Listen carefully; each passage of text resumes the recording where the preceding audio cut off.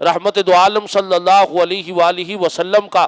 فرمان ذیشان ہے، فرمایا ایک بندہ سفر کرتا ہے، دوسرے شہر اس نے جانا ہے، جا کر اپنے ایک مسلمان بھائی کو ملنا ہے۔ پرانے وقتوں کی بات ہے، وہ سفر کر کے جب اپنے شہر سے باہر نکلتا ہے تو راستے میں اجاڑ بیابان جگہ آ جاتی ہے، وہاں پر ایک فرشتہ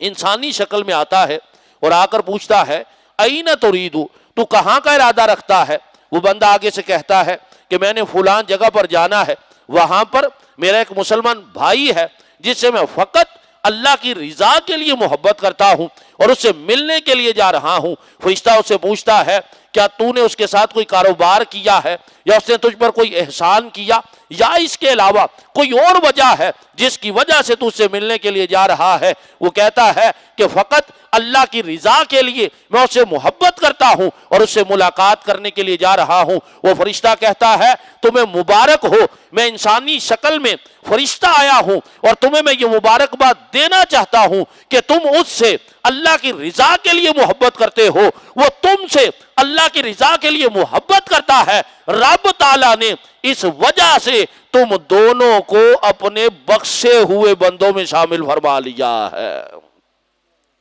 تو اب دیکھیں کہ دوسرے مسلمان کے ساتھ اللہ کی رضا کے لیے محبت